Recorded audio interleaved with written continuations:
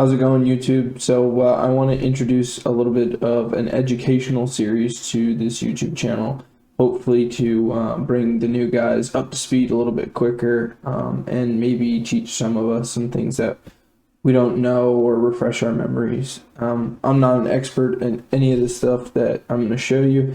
I'm just kind of try to help give you a better understanding of what's going on. And any of you experts out there, please drop a comment. If I've said something wrong, correct it. I don't want to mislead anybody. And like I said, I don't know everything perfectly. So today I want to talk about digital clip and audio files, and really why you shouldn't be playing music directly off of YouTube on your base system and how it can be really bad for it. Keep those subs alive a lot longer, and you've smelt them every now and then. I know I sure have smelt them occasionally and wondered what the heck was going on. So here I have a software called Audacity, and it's going to show us a lot about clipping and help us visualize what's happening in audio. So the first thing I would really like to show you guys is this sine wave. Don't worry about the numbers on the bottom. They're not important. Just look at the side of the graph here. So when you record audio of any sort, you have a digital value for each sound from 0 to 1. And that 0 to 1 is basically telling your head unit how loud or how large of a sine wave to create to send to your amplifiers. If an audio file, for some reason, says that it has a value of 1.2, let's say 1.4, 1.5. Those are what is known to the computer as an undefined value. It doesn't exist. So instead of getting a wave that's nice and crisp like these, it'll get jagged at the top half of that wave. And that is digital clip. So there's a lot of different ways that you can get music off of the internet. The first thing I'd like to show you is some music that I have here from a professionally recorded group. So this is from DJ Rusticles. I did not record this. I'm just showing you what professionally recorded audio looks like in this particular software. So this is basically what music will look like. If we pull any music in here, we're going to get these red lines that we can see here. There's a few of them stacked up here, two here, one here, two here, a couple more. Not a lot, not really bad. The computer is gone through and it's determined where there are clips or undefined values within this audio. So this is actually pretty good. There's not very many red lines. Sometimes you get audio with red lines all over it. We'll see one of those a little bit later. So they did a really good job of removing as much clip or not creating as much clip as possible. So every time one of these happens, your subwoofer sees that sine wave that's got that jagged top to it, which causes your coil to heat up, and then eventually if it gets hot enough, you'll smell it. 5 or 6 of these in a song, it's typical. It's not going to be a problem. I'm going to navigate through the files here in my music and see if I can find Modded is the name of the song that I'm looking for. So Modded is what you have to play when you're going to play in bottom out classes, really low music classes for competition. So these are songs that you would have to play, and I'll play them for you. If you were going to play in low frequency classes, some audio competitions call it subsonic suicide. There's bottom out. There's plenty of different ones. But the idea is that you have to play low frequencies. So I'm going to just pull 24 hertz over here.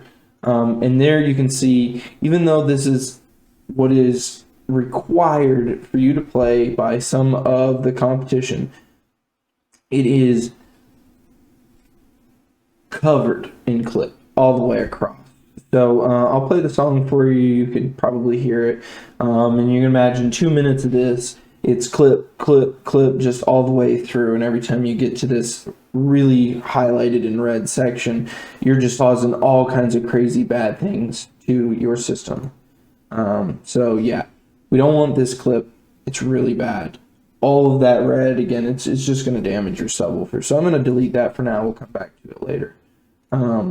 So this, again, professionally recorded audio. Let's go look at some audio that we can download from YouTube. So I'm going to teach you a trick here. Maybe you've seen it, maybe you haven't. So if you go to Google and you look up YouTube to MP3, first link that comes up brings you to this. This is a way that you can download the music that is on YouTube. Any music that's on YouTube. I don't know if this is legal. I'm not telling you to do this. I'm just showing you that it's a tool that exists. If you go and do this and you get in trouble, that's on you. I'm not telling you to do this. So here is another professionally recorded song. So what I'm going to do is I'm going to copy this URL and I'm going to put it in here. And we're going to click the convert button. We want it on MP3. Once that converts, we'll be able to download that and pull it from our download file and put it into Audacity. And you can see it right there. So that's another professionally recorded song. And you can see this one has no clip whatsoever. So there is some music on YouTube that's not bad for your system. However, you won't actually know this unless you put it into the software and look at it, or some other type of software to look at it and see where the clip is. So this would be a fine song for you to play through your system. However, how you play it through your system, we'll get to in just a minute, could also cause some issues. So here is a professionally recorded song that I will also pull the audio file from. So this is a professionally recorded song, known widely to the public. Anybody can go and listen to this music whenever they want. And here it is in my downloads. I'm going to grab it and we're going to take a look at it. You can see this is just absolutely full of clip. Again, this is terrible. You send this through your head unit or your car radio and then through your amplifier. It just, imagine it just keeps getting worse and worse and worse down the stream. Next thing you know, your subs sound terrible and they stink awfully. So what this is a value greater than 1. These red lines, no matter how quiet you play the sound, that clip will always exist. The speaker will always do something wrong and eventually get warm at whatever volume level you play this particular song here. It's clipped inside of the audio file itself. So if you play music at 100 on your phone through a Bluetooth connection, that could also cause some sort of clip to build into the audio that you're trying to play. So I recommend that if you're going to play from your phone and is a YouTube video, which you really should try not to do, if you can avoid it, is take your phone that's connected and go all the way up with the audio and then click down just one. So that should bring you somewhere to like 90%. 2 clicks would probably be better, being at 80%. That way you're not introducing clip from the actual phone trying to send a larger signal via Bluetooth. So Bluetooth is actually a very dirty way to play music. Lots of bits and pieces of the music could be lost, and they might not be bits and pieces you can hear, but they're bits and pieces that matter, and again can introduce clip that we see here on the screen. So try to play that at like 80% volume and tune your whole system to your phone always being at 80% if you're going to absolutely play music through your phone via Bluetooth. If you plug it directly in, then it'll act like a USB, and that brings me to my next point. So if you want to play music in your system that's pre-recorded, the best way to play that is not download the music on your phone, rather download it on a USB and plug that USB directly in your head unit. If you don't have a head unit that can plug in directly to a USB, I recommend that you upgrade your head unit if you can to be able to do that, because then very next best thing is an audio jack, which most phones don't have the audio headphone jack anymore. So then you'll have to carry the little dongle around and have the cord in your car, which the cord, even though it's very annoying, again, will be much better than trying to play via Bluetooth from your phone to your head unit, or your radio, if you will.